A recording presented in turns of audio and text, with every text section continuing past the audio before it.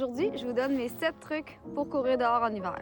Moi, c'est Mélodie. Je suis une coureuse de trail, une coach et une physiothérapeute spécialisée dans la course à pied. En numéro 1, il va falloir adapter sa vitesse et adapter ses attentes. C'est impossible en hiver de courir aussi vite qu'en été. Il y a notre corps qui essaie de s'adapter et de se réchauffer. Il y a la surface au sol qui est plus difficile. Il y a nos vêtements qui rendent nos mouvements moins fluides. Donc, nécessairement, on va aller moins vite. Puis, il faut juste défocuser un petit peu de la montre et avoir du plaisir. En numéro 2, il va falloir adapter sa façon de courir ou son pattern de course. Il va être plus efficace de faire des petits pas au lieu de des longues enjambées parce que ça va faire en sorte qu'on va avoir plus de stabilité au sol et moins de chances de glisser et de tomber. En numéro 3, dans la même idée, on va vouloir s'adapter lorsqu'on a des changements de direction à faire. Donc, lorsqu'il faut virer ou qu'il faut s'arrêter, par exemple, à une lumière. Il va falloir se prendre d'avance pour ralentir, puis de faire notre virage ou notre arrêt de façon vraiment plus lente parce que c'est les situations où on risque le plus de glisser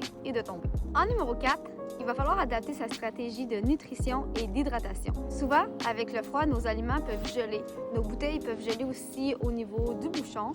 Donc, c'est important d'essayer de garder notre nutrition près du corps. Donc, on peut mettre notre veste sous notre manteau. On peut avoir une petite ceinture de taille qui est proche de notre ventre pour garder le tout au chaud. Je suggère aussi d'utiliser des gels, des trucs semi-liquides au lieu de des barres ou des jujubes qui vont devenir complètement raides. En numéro 5, il va falloir adapter son horaire d'entraînement.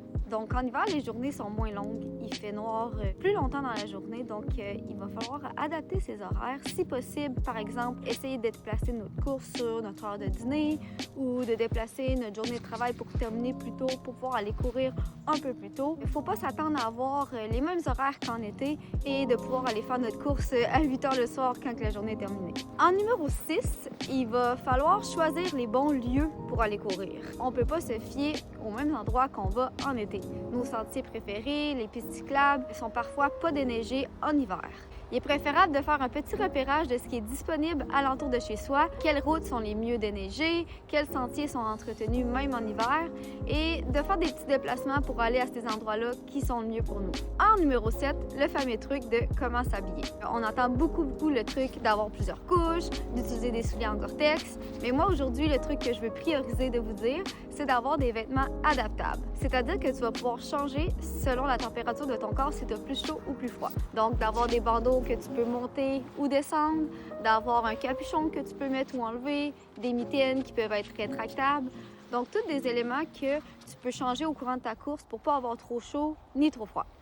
Donc, c'était mes trucs pour pouvoir s'amuser et courir en hiver.